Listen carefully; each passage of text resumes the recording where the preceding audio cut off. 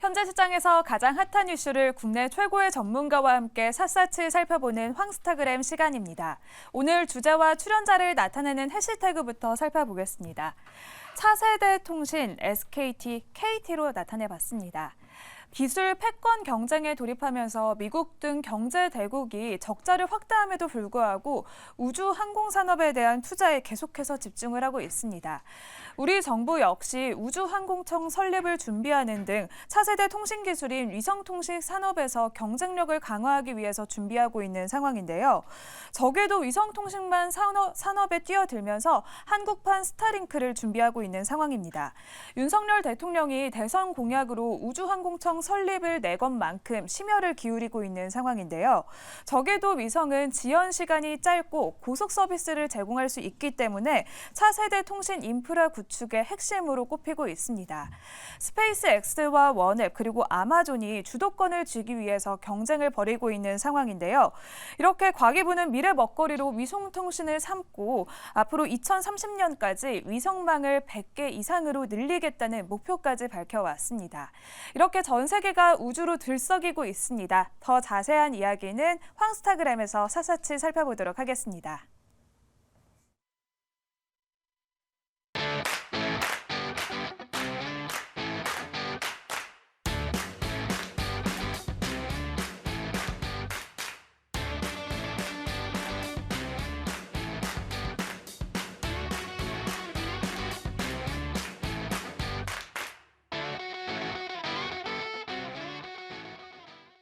네, 급변한 시장을 진단하고 그에 따른 대응 전략을 세워보는 시간, 황스타그램 시간입니다.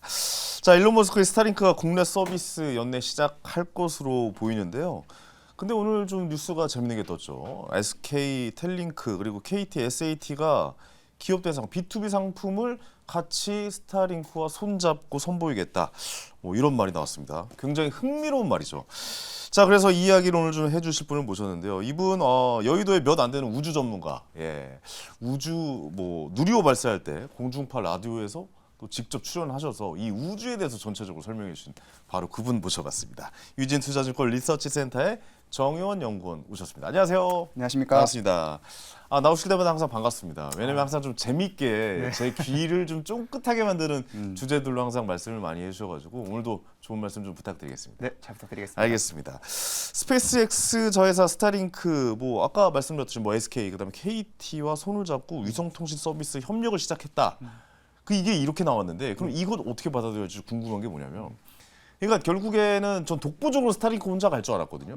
그러면 같이 손을 잡고 같이 가는 겁니까? 이게 어떻게 되는 겁니까? 그러니까 이게 스타링크가 어려움을 겪는 것 중 가장 큰 게 뭐냐면 실제로 통신 서비스를 제공하고 뭐 안테나를 제공하는 거는 문제가 안 되는데 네. 뭐가 문제가 생기냐면 그 나라에서 승인을 받고 또 그 나라에 뭐 홍보 마케팅을 하고 그런 부분에서 전파하는 데 있어서 각 국가별로 완전 글로벌 사업자이기 때문에 어려움이 있거든요. 그러네요. 네, 근데 스페이스X 같은 경우는 미국 기업이다 보니까 전 세계 글로벌적으로 자회사라든지 이런 망들이 확충이 잘 안 돼 있어요.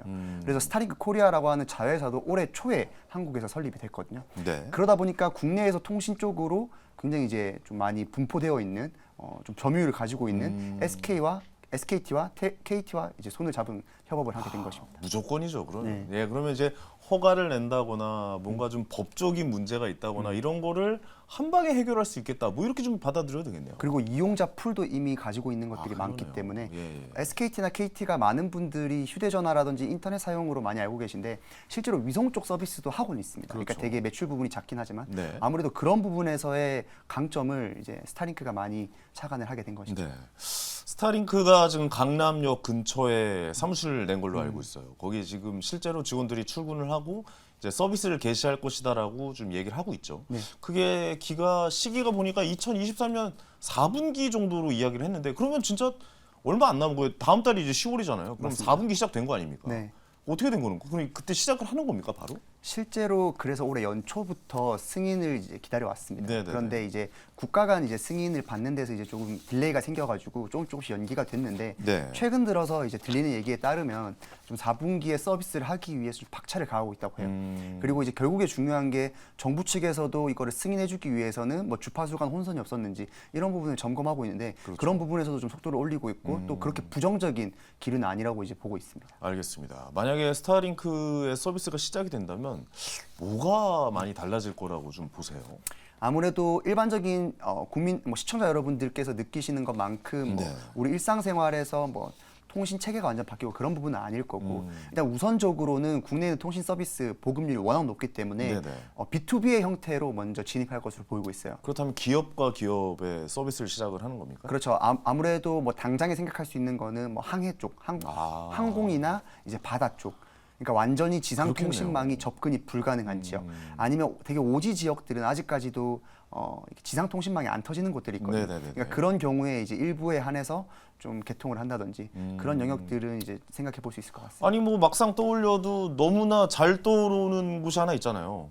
예를 들어 독도. 네. 독도라든가 이런 거를 홍보로 이용할 수 있는 충분한 가치가 있을 것 같고. 그리고 예. 국가 기관 내에서도 그런 부분에 대해서 통신이 두절되면 안 되는 지역들 있잖아요. 아까 말씀드린 대로 섬 같은 지역들도 그럼요. 그런 부분에서도 이제 B2B 입장에서는 수요가 있을 수 있기 때문에 그런 부분에서 먼저 접근을 할 것으로 보고 있습니다. 저기도 있네요. 비행기. 그렇죠. 비행기도 예, 항공 쪽도 있죠. 비행기도 이제 항공사와 함께 뭔가 좀 서비스를 같이 시작한다면 비행기 안에서 여행을 하면서 굳이 뭐 우리 많이 다운로드 받아서 영화 보고 그러잖아요. 그렇죠. 오프라인으로 저장해서 가는 네, 거니까. 저장해서 많이 네. 가는데 그런 거 굳이 필요 없이 스트리밍이 가능한 그렇죠. 그 상황이 열릴 수도 있겠네요. 네.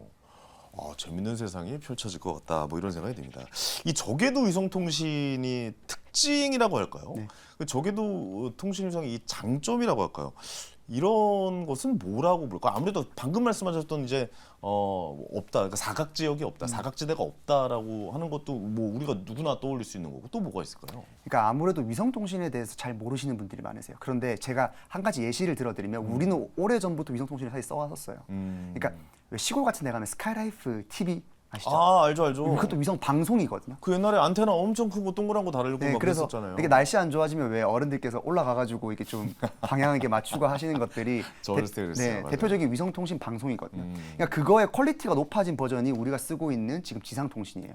그런데 이제 그런 부분에서 이런 위성 통신은 아직까지는 방송에 머물러 있거나 퀄리티가 떨어졌었는데 저기도 위성 통신은 이제 지상 통신에 근접할 만큼 퀄리티를 올린 거죠.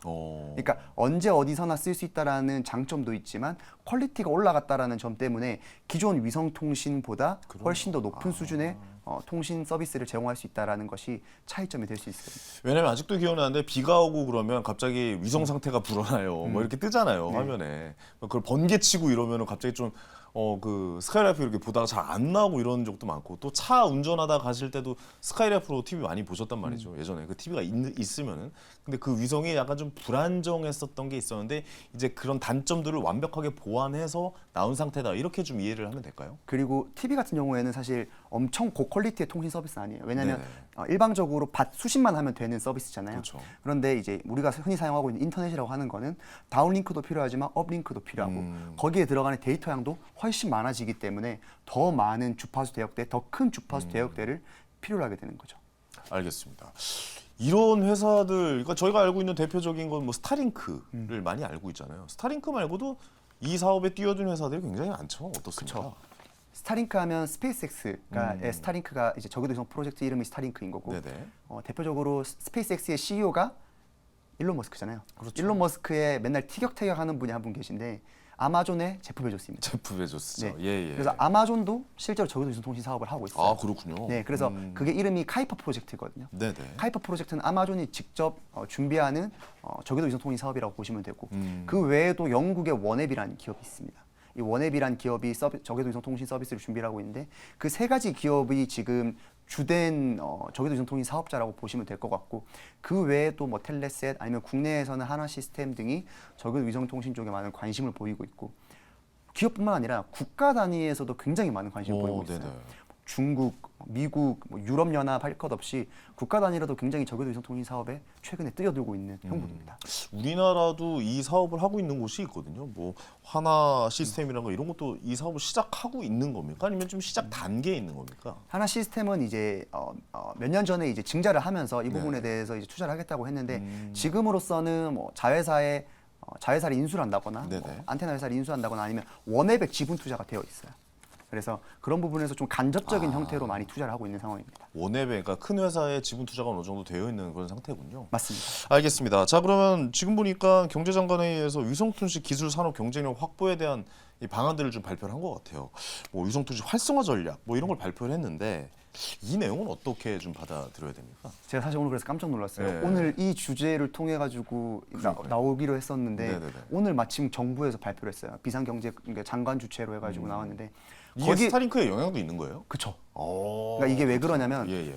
이제 스타링크가 들어와서 허가를 받고 이런 과정에서 보니까 저궤도 위성 통신 사업이 전 세계적으로 이제 처음 시작되는 거거든요. 그렇죠. 그러니까 국내에서도 이걸 허가를 내주거나 아니면 관련된 시설을 정비해 본 적이 없는 거예요. 외국 네네. 기업이 들어와서. 법안도 없는 거고. 그렇죠. 예. 그래서 그게 좀 연기가 됐던 부분들이 있는데 이제 정부의 입장에서 봤을 때 이제 향후에는 스타링크뿐만 아니라 원앱도 들어올 수 있고 카이프 프로젝트도 들어올 수 있고 우리나라 측면에서 봤을 때도 이거를 꾸려가야 되는데 이제 준비해야겠다라는 이제 필요성을 많이 느낀 거죠. 그렇군요. 그래서 이번에 장관 주최로 해서 국가 정부에서 이제 발표를 했고 여기에 대한 발표 내용에 따르면 주된 내용들이 물론 여러 가지 것들이 있겠지만 외국에 들어오는 서비스에 대해서 좀 더 제대로 받아들일 수 있게 준비를 제대로 해놓겠다. 네네네. 그리고 두 번째는 우리나라도 자체적인 저궤도 위성 통신망을 구축하겠다라고 발표를 했어요. 그래서 거기에 대한 배경으로 어떤 설명을 예시를 들었냐면 우크라이나 전쟁을 이제 예시로 들었거든요. 네네. 아무래도 이 자체 통신망이라고 하는 게 군사적인 용도로도 굉장히 중요하기 때문에 그런 부분에 있어서 정부 차원에서도 이제 굉장히 많은 투자, R&D 투자라든지 사업비가 집행이 전망되고 있습니다. 네. 지금 이렇게 가만히 넉넉히 있다가 뭐 예를 들어서 지금 사실 우리나라가 별 필요성 못 느꼈던 건 뭐냐면 사실 전 세계에서 우리나라가 통신 이런 거 최고잖아요. 사실 뭐 옛날에 기억나시죠? 뭐 따라올 테면 따라와, 뭐 ADSL부터 시작해서 이렇게 빠르게 인터넷을 시작한 나라 그리고 이런 인터넷을 발표하는 인터넷 강국이 되어가는 모습 또 이런 게 다 한류로도 연관이 되고 그 시작은 통신이었단 말이죠. 맞습니다. 근데 이 통신의 기본판이 위성으로 판이 돌아간다라고 생각하면은 이거 아까도 말씀하셨다시피 뭐 군사적이라든가 막 이런 사업성이라든가 이런 거 다 뺏기고 날아갈 수 있다고 좀 생각을 해봐야 되는 거 아니에요? 어떻게 봐야 되는 겁니까? 맞습니다. 그래서 이게 결국에는 위성 사업 같은 경우에는 선점하는 것이 중요하거든요. 먼저 쏴서, 그러니까 그 궤도를 할당받고 그러니까요. 그 궤도에 따른 주파수 대역대로 할당받는 게 중요한데 그런 부분에서 가장 앞서 나가 있는 게 사실 미국이에요. 미국이죠. 근데 예. 미국 외에는 사실 이렇다 할 기업, 뭐 국가가 차원에서는 아직 딱히는 없습니다. 없습니다. 영국 정도, 프랑스나 영국 정도 될 수 있을 것 같은데 네네. 중국이 많이 발사를 하고 있고요. 그러다 보니까 국가 차원에서도 이거 우리 가만히 있으면 안 되겠다라고 해서 이번에도 ITU라고 해서 그 이제 주파수 대역대라든지 궤도 할당을 받는 그 국제 기관이 있거든요. 거기에 할당을 이제 하는 민간 기업이 있으면 정부 차원에서도 적극적으로 인센티브를 제공하겠다. 네네. 이런 내용들도 발표가 같이 됐어요. 그렇군요. 이 판세가 갑자기 급속도로 변하고 우리나라가 만들어내는 법안이나 뭐 이런 상황 자체가 굉장히 세계 기준이 될 수도 있겠다라고 좀 생각이 좀 되거든요. 네. 그런 점에 대해서 좀 잘 적응을 해야 되는 좀 상황이 있겠네요. 근데 이것도 관련법이 통과가 돼야 되고 뭐 이렇게 돼야 되는 거 아니에요? 맞습니다. 그래서 저도 일단 긍정적으로 바라본 것은 국가 정부 차원에서 일단 위급함을 느끼고 있다라는 것은 긍정적인 것 같아요. 그런데 이런 부분들이 이제 시청자분들이나 국민 여러분들께서 어느 정도로 이제 와 닿아서 이런 부분에서 목소리를 같이 내주시는가에 따라서 말씀하신 대로 법안이 통과가 되고 그리고 국가적으로도 사업 역량이 조금 한 대로 모아질 수 있는 그래서 오늘 발표된 자료에서도 보면 민관 군이 하나로 합쳐서서 K 저궤도 이제 통신망 네. 이제 요 군을 이제 한번 추진해 보겠다. 그렇군요. 이렇게 얘기가 나왔습니다. 총선 전에 통과가 될 수 있을지 한번 좀 이건 뭐 다른 이야기긴 하죠. 네. 우리 뭐 경제 채널이다 보니까 뭐 그거는 뭐 한번 지켜봐야 될 일이겠네요. 맞습니다. 알겠습니다. 그러면 경제 채널에 관련된 이야기를 마지막으로 좀 해보죠. 네. 자 투자 이야기를 좀 해볼 텐데 오늘 KTCS가 30% 올랐어요. 상한가 기록한 거잖아요. 그러면은 위성통신 관련주 앞으로 좀 이제 시작이다라고 좀 생각을 해도 될까요? 어떻습니까? 맞습니다. 오늘 오른 뭐 SK텔링크에 관련된 관련주도 있었고 네. KT셋과 관련된 관련주도 있었는데 이게 어떻게 보면 직접적인 관련주들이 오른 것 같아요. 그러니까 SK텔링크와 KT셋이 협업을 한다는 얘기가 나오니까 네네. 관련해서 SK텔링크와 KT셋이 지분을 가지고 있는 이제 상장사들이 이제 주가가 많이 올랐거든요. 네네네. 근데 이 이후에는 결국에는 저궤도 위성통신 산업이 이제 메인으로 가면서 주류로 이제 확장된다라고 했을 때 관련돼서 우리가 생각해 볼 수 있는 기업들이 뭐가 있느냐. 아까 제가 언급드린 하나 시스템이 먼저 될 수가 있어요. 네네. 왜냐하면 국내에서 결국에는 방산업 중에서 우주산업을 같이 영위하고 있는데 대표적인 기업이 바로 한화거든요. 그렇죠. 한화와 그리고 인텔리안테크라고 해서 이제 원앱에 저궤도 위성통신 안테나를 납품하고 있는 이런 기업들 일부 기업들이 저궤도 기억납니다. 위성통신 예, 저번에 한번 말씀해 주신 것 같아요. 네, 그래서 예, 이 기업들이 본격적인 수혜를 입을 수 있을 거라고 전망을 하고 있습니다. 알겠습니다.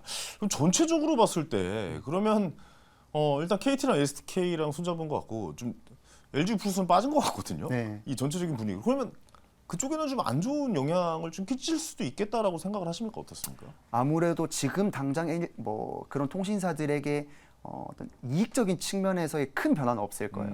그런데 결국엔 달라질 수 있는 부분 영역은 뭐냐면 네. 기술력이 얼마만큼 발전하냐에 따라서 달라지거든요. 그러니까 만약에 이게 기술력이 너무 발전을 해버려가지고 네. 기존의 지상통신의 영역까지 점점 해치게 된다라고 하면 그렇죠. 사실 비단 LG U+뿐만 아니라 SK나 KT도 좀 다시 재편될 수가 있는데 흔들리죠. 아직까지는 좀 시작 단계이기 때문에 거기까지 전망하는 건 좀 무리가 될 수 있을 것 같습니다. 거기까지 이제 큰 뭐 LG나 뭐 SK나 KT나 이런 전체적인 이런 산업 구조의 영향까지 올 정도는 아니지만 네. 그래도 나중에는 그런 부분까지 만약에 위성 통신이 활발하게 진행이 된다면 그런 것까지도 흔들 수 있으니까 어느 정도 대비를 좀 해놔야 된다. 이렇게 좀 받아들여도 됩니까?